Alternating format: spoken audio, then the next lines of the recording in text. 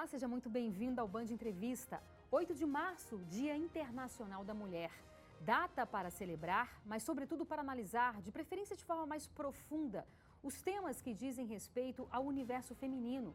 Claro que existem conquistas, mas ainda temos muito que avançar para alcançar o respeito que precisamos.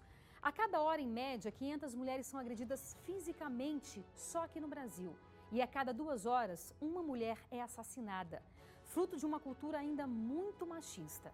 Machismo que pode ser visto em piadas, comentários e até nas músicas. Uma psicóloga da Universidade daqui de Brasília fez um estudo junto com uma aluna com 300 músicas sertanejas mais ouvidas no Brasil em um período de 3 anos. E o resultado foi impressionante. E para falar sobre este e vários outros temas, nós convidamos a pesquisadora e psicóloga Vanessa Zanello. Olá! Seja bem-vinda ao Band Entrevista. Que honra, que prazer te receber aqui. Muito obrigada. Eu sei que você tem vários estudos, livro também, que a gente vai mostrar daqui a pouco. Mas eu queria começar um pouco falando sobre esse estudo dessas músicas sertanejas. Como é que surgiu essa ideia? Então, olha só, eu fiz uma pesquisa com uma aluna, a Maria Gama. Na verdade, veio através da necessidade de desnaturalizar alguma coisa que é muito presente em nossa cultura, porque a música faz parte do cotidiano dos brasileiros. Sim. E a gente canta sem perceber. Sim. E grande parte dessas músicas romantizam um tipo de amor que é profundamente daninho para as mulheres. Isso tem a ver com o dispositivo amoroso, principalmente com a ideia de que elas são escolhidas, de que elas são responsáveis pela mudança do homem. Então, ele era cachaceiro, vagabundo, e agora ele é um homem de família, dedicado, largou a cachaça pela sorveteria, né? Tem uma música que fala sobre isso. E isso acaba reforçando um tipo de subjetividade nas mulheres que é muito ruim. E, principalmente, romantiza também certas emoções que não são muito legais para a saúde mental das mulheres. Perfeito. Então, o que você, no seu livro até você fala da prateleira do amor, né? Que é uma metáfora que você usa, né? Exato. Isso é uma questão também interessante dentro das músicas sertanejas. Geralmente, a mulher, quando ela é retratada pela paixão e termina um amor, para ela é o fim. Então, assim, é o desespero. É como se sem um amor, sem um homem, acabasse a vida dessa mulher. O que significa a prateleira do amor? Que tem a ver com o que eu chamo de dispositivo amoroso. Quer dizer que as mulheres no Brasil aprendem uma certa forma de amar que é profundamente desempoderadora. Essa é uma das frases que tem no livro que eu lancei em 2018, que diz o seguinte: na nossa cultura, as mulheres aprendem a amar os homens livro, né? Exatamente. Vou mostrar aqui, você pode continuar falando. E os homens aprendem a amar muitas coisas. Não pode dar certo. Então, as mulheres se subjetivam na prateleira do amor. Quer dizer o seguinte, que ser escolhida por um homem é você ser reafirmada identitariamente. Ou seja, não existe pior tragédia, talvez, no Brasil, uma das piores, do que ser solteira. A gente nunca entende uma mulher solteira no Brasil como tendo protagonismo. Isso é muito cruel para as mulheres. E a primeira coisa que a gente se pergunta. Então, você fica assim, 20 anos sem ver uma amiga e você pergunta para ela. A primeira coisa que você fala, e aí, casou? E se ela diz não, você diz, pensa, né, coitada, mas tão bonita, deve ter um defeito para estar encalhada na prateleira do amor. Isso é uma cultura brasileira ou não necessariamente? Olha, eu acho que é uma cultura sexista. Na América Latina isso funciona muito bem em outros países, mas isso é vendido em vários filmes também. A gente falou um pouquinho das músicas, mas eu gosto muito de dar o exemplo da Pequena Sereia, que é um desenho que foi popular, que foi sucesso de bilheteria, mas qual que é a história da Pequena Sereia? É uma sereia que é super curiosa, né? Ela faz tudo o que dá na tenda. O pai dela diz assim, não vai em tal lugar, ela vai até ela conhecer um homem. E aí o que acontece quando ela se apaixona? Ela começa a barganhar com a Úrsula, que é a bruxa no fundo do mar, para conseguir ter um corpo de mulher. E o que ela abre mão para poder conquistar esse homem? Da voz. E da essência dela, né? Exatamente. Só que aí vem uma grande pedagogia afetiva para as mulheres. Se você quiser ter e manter um homem, você precisa aprender a se calar. Grande parte das doenças mentais da nossa cultura para as mulheres tem a ver com depressão e ansiedade. As mulheres aprendem a se silenciar para manter o bem-estar dos outros e manter as relações. E muitas vezes se silenciar diante de uma agressão ou de agressões. Olha, de agressões do que ela deseja. Eu já atendi mulheres mais velhas que diziam assim, eu perguntava, o que te dá prazer? E ela dizia, eu não sei. Vive em função do outro. Vive em função do outro. E isso tem muito a ver com o dispositivo amoroso. E isso, essa capa, eu queria que você falasse um pouco sobre essa capa do livro, que eu acho que tem a ver com isso também que a gente está falando, né? Sim, essa capa é um quadro que pertenceu aos meus avós maternos. Meu avô era um homem que viajava muito e trouxe esse quadro numa das viagens. E era um homem patriarcal, como todos os homens da época dele, tiveram 9 filhos. E numa dessas viagens, os meus tios pediram para o meu avô, para minha avó, vamos fazer uma festa e tal. Antigamente, dançar música lenta, gente, era uma coisa horrorosa, era proibido. E minha avó, como todas as mães, combinaram, ok, quando ele viajar, vocês podem dar festa, desde que ele não saiba. E assim, foi feito, esse quadro foi retirado da parede, colocado num canto e tinha um prego. Então, no outro dia, quando eles foram arrumar a casa para poder ficar tudo perfeito e meu avô não saber, o que aconteceu? Minha avó viu que esse quadro tinha um furo. E aí ela pensou, o que eu vou falar agora para o Zanello? E ela não teve dúvida, botou um esparadrapo, mas ficou um buraco branco e ela pintou uma árvore, que é essa araucária aí da capa. E meu avô passou o resto da vida se sentando na mesa de jantar e perguntando, Maria, mas vem cá, minha filha, esse quadro tinha só uma árvore. Minha avó dizia, Zanello, você está doido? Esse quadro sempre tiveram duas árvores.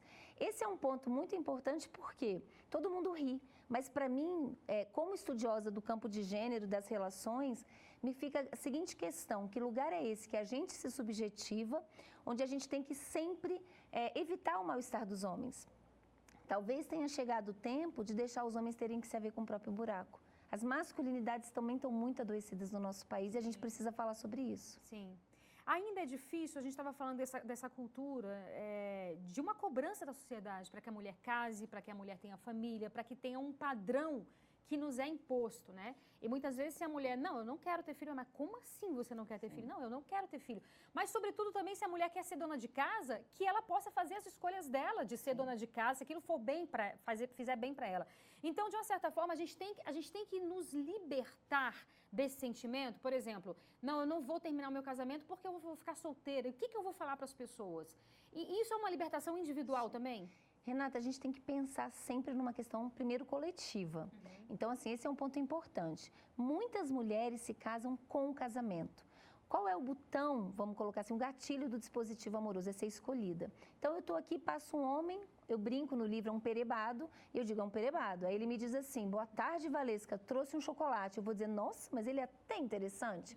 Porque me viu. Muitas mulheres, muito comum na clínica, um perebado se transformar facilmente num príncipe encantado. E qual é o botão? Ser escolhida. Então, muitas mulheres se casam com casamento. Essa prateleira do amor, ela é mediada por um ideal estético, que foi construído na nossa cultura do começo do século passado para cá, que é branco, louro, magro e jovem. Quanto mais distante desse ideal, pior o lugar na prateleira.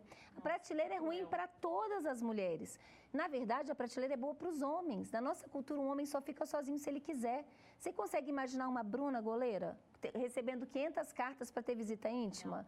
A gente tem que se esforçar para ter alguém. O homem não, porque eles lucram com o dispositivo amoroso. Então, muitas mulheres se casam com casamento, esse é um ponto importante, sobretudo quando elas vão envelhecendo, vai dando aquele desespero, o primeiro que passa, escolheu é esse aí.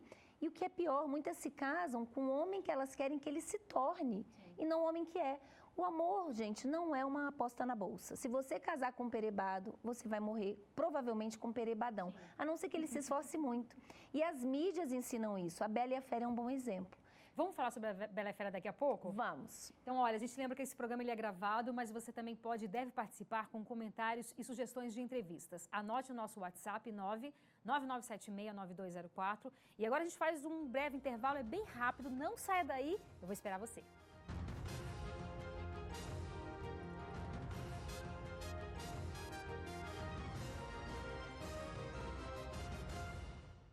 Estamos de volta com o Band Entrevista, hoje falando sobre o olhar da sociedade sobre a mulher. Nossa entrevistada é a psicóloga Valesca Zanello.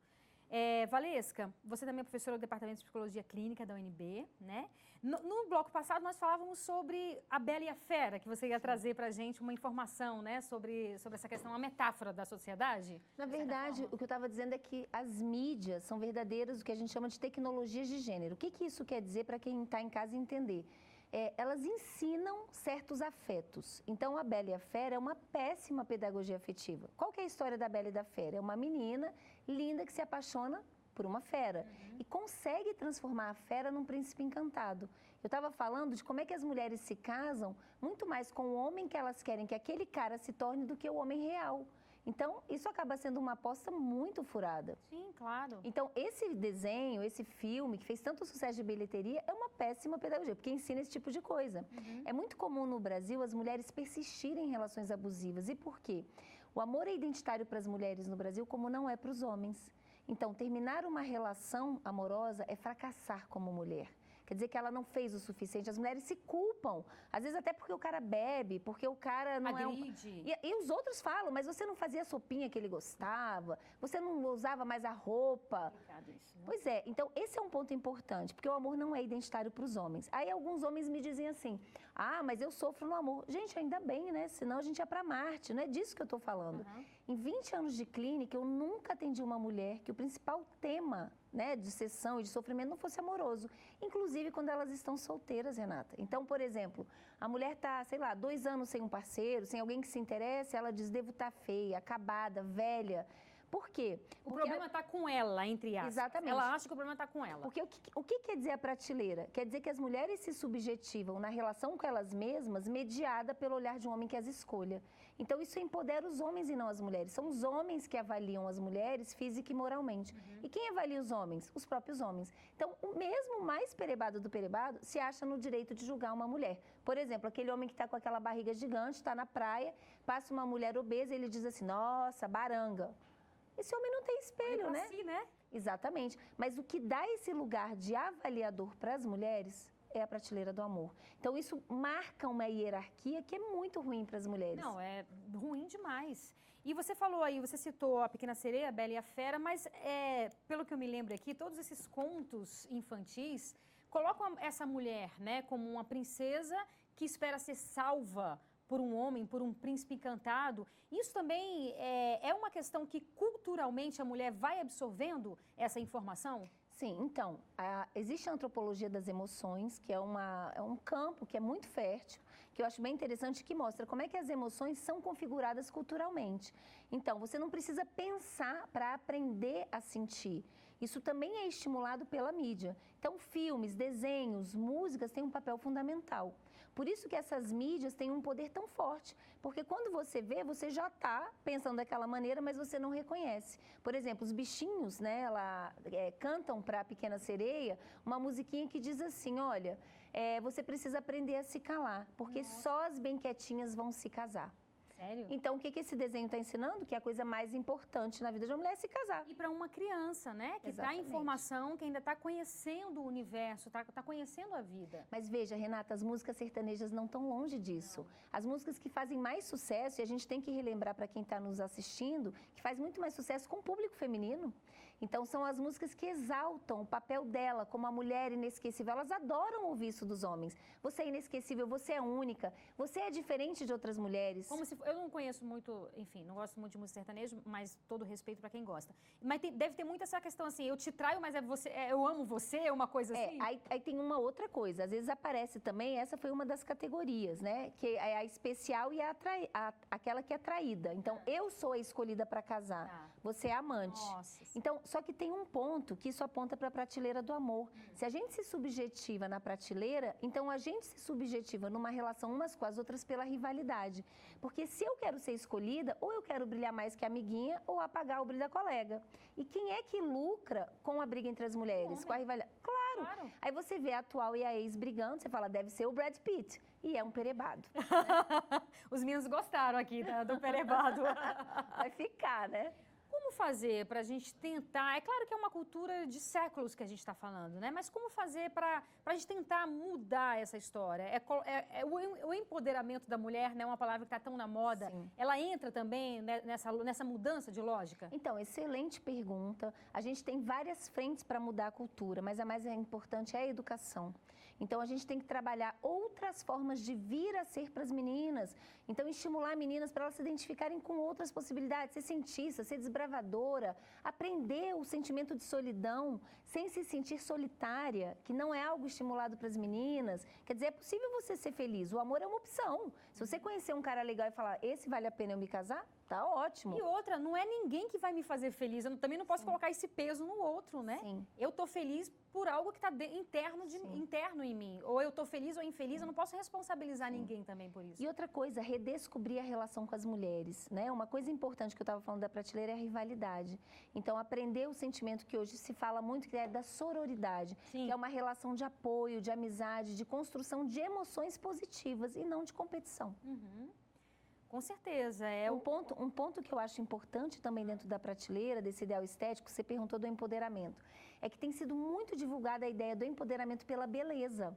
Então, a gente diz assim, hoje a gente teve Miss Indígena, Miss Negra. É muito importante ter representatividade, eu concordo plenamente. Mas se você pensar, isso é uma forma de trazer uma certa ideia de democracia para a prateleira, mas não de desconstruir. Porque o que continua valendo é a ideia de que, para você valer como mulher, você precisa se esforçar para ser bonita. Você pode ser a mulher mais incrível, mais maravilhosa, super bem sucedida, ser uma, sei lá, juíza. Não interessa. Se você estiver na praia e estiver gorda, estiver com celulite, nossa, essa mulher não tem vergonha na cara. Entra numa faca, vai para uma academia. O que se vende é... Não tem essa cobrança dos homens. Nenhuma. O que se vende é a ideia de que uma mulher só não é bonita se ela não se esforça. Não se cuida. E para isso ela tem que consumir produtos e produtos e produtos. Quer dizer, é uma rede, né? Sim. É uma rede. O empoderamento pela beleza, ele, digamos assim, ele pode ser um ponto necessário para fazer um caminho, mas ele geralmente, se fica nisso, é um empoderamento colonizado. Concordo. E uma prisão também. E olha, a gente lembra que esse programa ele é gravado, mas você também pode participar com comentários e sugestões de entrevistas. Anote o nosso WhatsApp 99976-9204. E agora a gente faz mais um breve intervalo, o último. Não saia daí, eu espero você.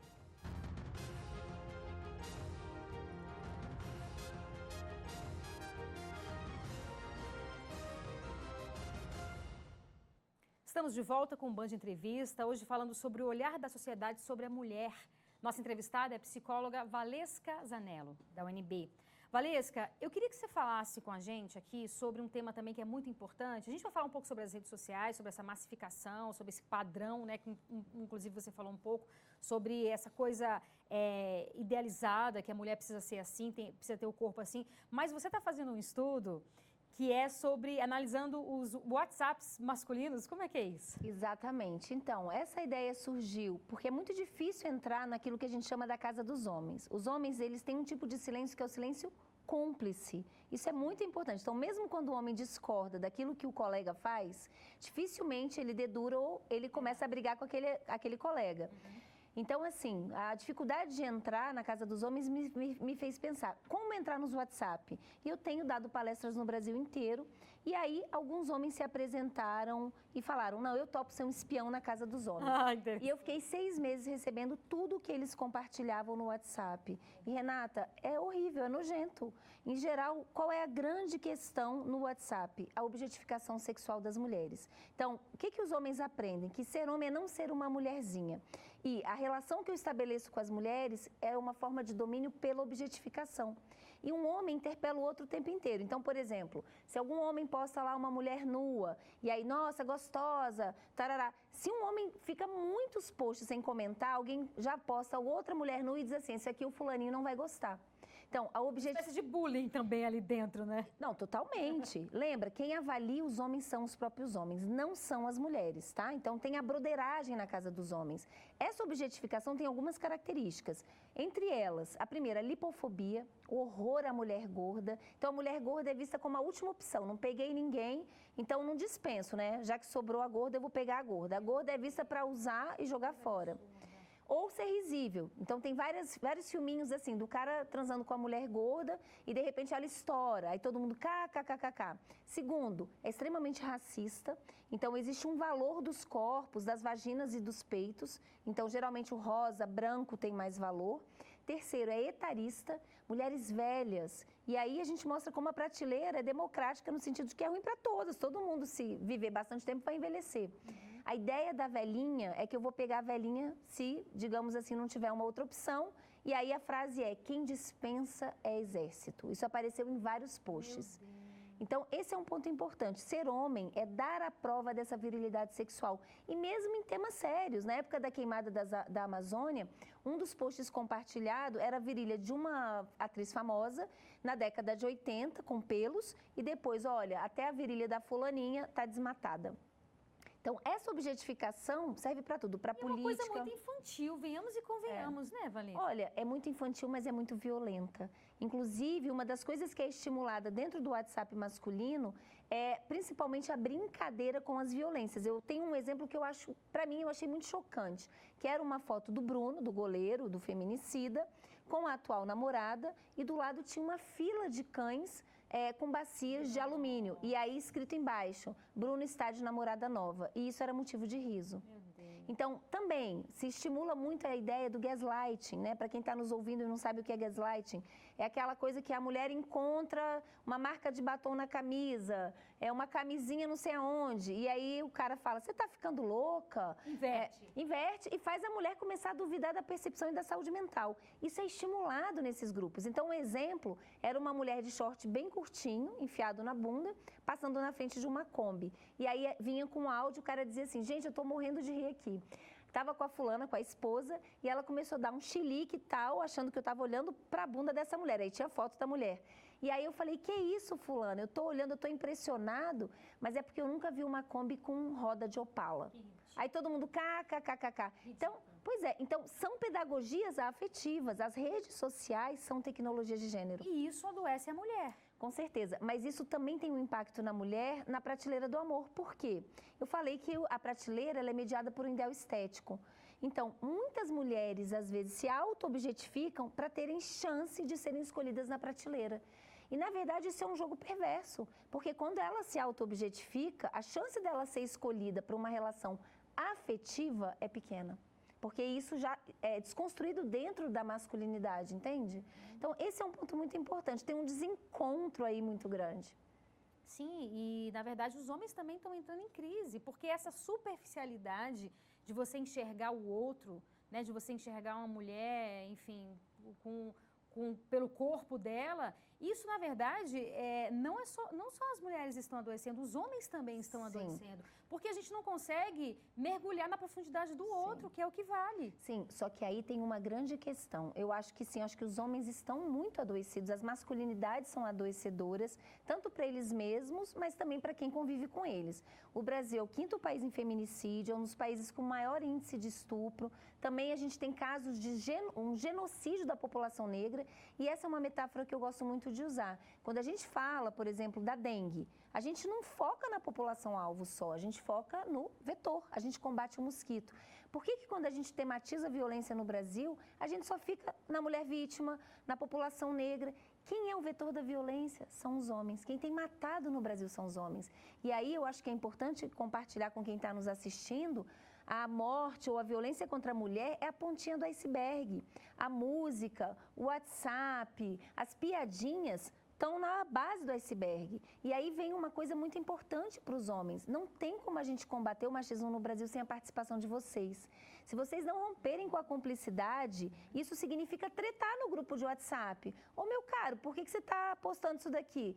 É disso que a gente precisa. A gente precisa do homem, não é no palanque lá, falando que apoia o combate da violência. Não, a gente precisa do homem falando, ô meu querido, você não está pagando a sua pensão alimentícia. Tem coragem para fazer isso. Exatamente. É importante que se tenha. É importante que se então, para os homens que estão nos assistindo e pensando, eu não sou assim, gente, que maravilha. Então, comecem a mudar os amigos de vocês. Porque eu tenho certeza que muitos amigos de vocês funcionam dessa forma como eu estou falando. Sim, e às vezes um alerta é o suficiente para aquele cara que está fazendo isso, para a ficha dele, de repente, começar a cair, né? Sim, e o machismo, no final, é ruim para todo mundo, mas é muito pior para as mulheres. Maravilha, que bom poder falar com você aqui. Uma última coisa, dá tempo aí, né, da gente falar uma coisinha? Queria falar um pouco sobre essa questão da rede social também, não especificamente do WhatsApp, que, assim, nós mulheres somos bombardeadas também, né, com outras mulheres, com corpos perfeitos, que muitas vezes é Photoshop e tal. Então, entra um pouco da questão da sororidade que você estava dizendo, né? E talvez a gente começar a valorizar outras coisas que são muito mais importantes. Sim. Então, isso fortalece a ideia do ideal estético na prateleira do amor. E que é sempre da ordem do impossível, ou seja, é um corpo impossível de ser atingido. Sim. Mas uma coisa que eu acho bem importante é que isso é uma tecnologia de gênero para manter a gente insatisfeita com a gente mesma. Sim. No Brasil, uma média de consumo das mulheres brasileiras em todas as classes sociais é de 20% do que elas conseguem receber de salário com produtos de beleza, que vai desde o Jequiti, né, ou de produtos mais baratos, a produtos chiques. Gente, é muita coisa, incluindo aí perfume, desodorante, maquiagem. A gente poderia fazer muita coisa. O Brasil é um dos países que mais consome cirurgia plástica. E isso tem a ver... menos lê, né? Exatamente. E isso tem a ver com essa ideia de que eu preciso me fazer passível de ser escolhida.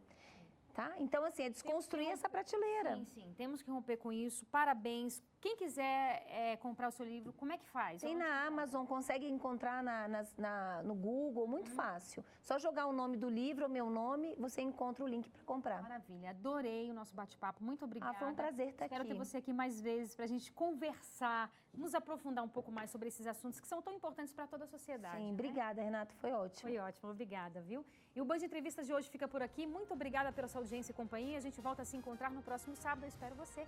Até mais, tchau, tchau.